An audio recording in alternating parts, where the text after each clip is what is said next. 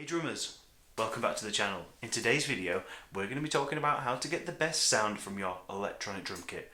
Regardless of the budget or brand, these tips are applicable to all. So, let's get started.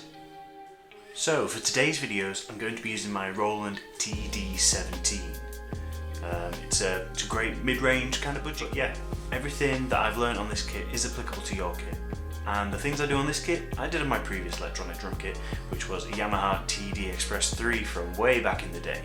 So let's get started. First, let's talk about the most obvious thing. Electronic drum kits have zones.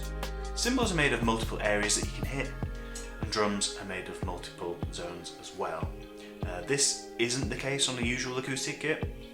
For example, on a crash, on an electronic kit, it's usually two zones. So I've got the body and I've got the edge. And I can play between the two, and depending on the kit, you'll get like a phase between them. On an acoustic kit, I can play the bell, the body, the edge, and I can play anywhere in between, getting thousands of sounds from that one cymbal. That isn't the case on an electronic kit. You need to know when you're playing what zones are on your kit. It sounds obvious, but it's really important. This will allow you to change how you play. I can't rely on the stick having a slightly different sound every time I hit it and getting ever so slightly different tones as I move around on the cymbal, as you do when you play. You just don't have that on an electronic kit.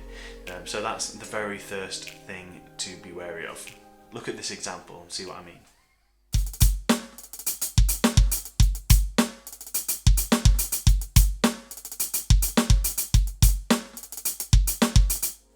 The second thing to focus on is learn the quirks of your kit. This is something that will probably come over time and something that you'll get used to, but it's something to be very aware of. On my kit, I know that I have a few interesting things that at first I thought were bugs, but I think they're actually it's just how the kit's made. So for example, if I use the ride, the bell, it doesn't make a bell sound until you hit it of a certain dynamic. And you also have a stronger reaction when hitting at the front of the bell rather than hitting the bell with the shoulder as you would on an acoustic kit. So that's something that I've had to incorporate into my playing. I need to make sure that when I play with the shoulder of the stick, I need to make sure I hit it pretty hard to ensure that bell trigger plays.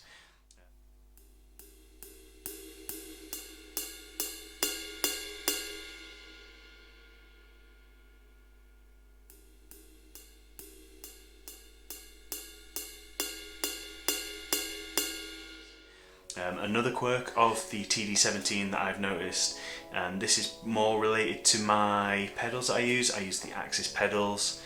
They're quite awkward to say the least. On the double pedal, the right beater hits the centre of the pad, but the left beater is off to the side. So that means that each pedal isn't producing the same dynamic hit because the sensor is in the middle of the kick.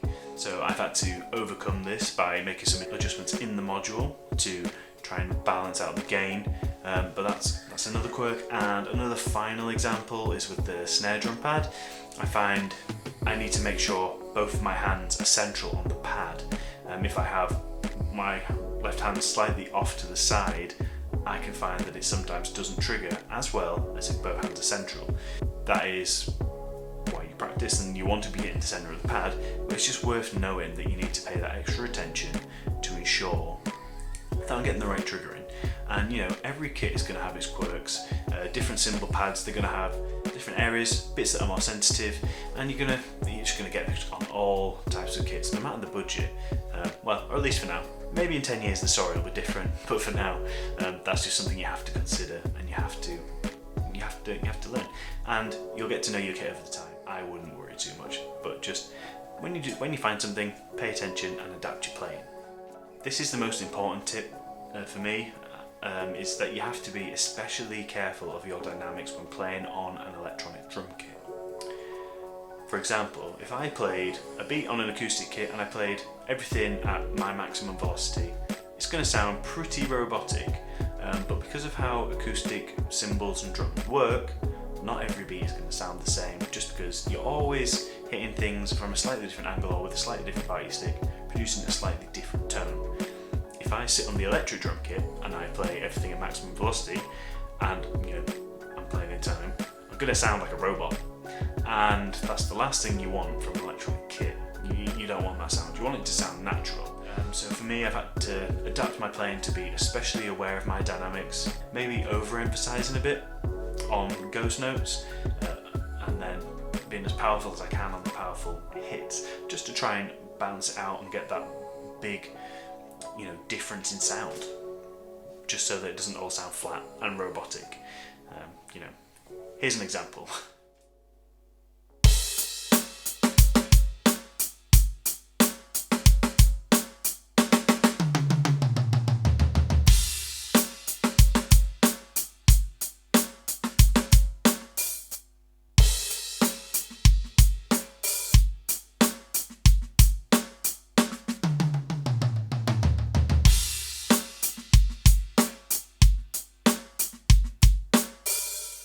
So as you could hear there, the first one with no dynamics sounded pretty bad.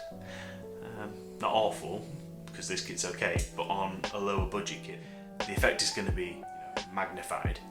But then round two, when I focused on the dynamics, I used my zones a little bit more, the beat sounded a lot more natural. And then the next tip is to spend some time to learn your module. This is really important. One of the most fun things about having an electronic drum kit is that you can change the sounds and you can make a kit that is really tailored to you and how you want it to sound. So yeah, you just got to take that time and you got to learn it. You got to go a little bit beyond the surface. For example, when I first got my TD17, I was trying to configure kits to get a sound that I wanted based on the top level stuff on the module. It wasn't until I dug into some of the deeper menus I found a whole other world of customization, such as EQ. Who knew that was there? Obviously not me for a bit, but I do now, and that's drastically changed how my kits sound. It's likely that on your kit you can go a little bit beyond those surface changes, and those are things that will really make a difference to your sound and getting what you want and having more fun with the kit.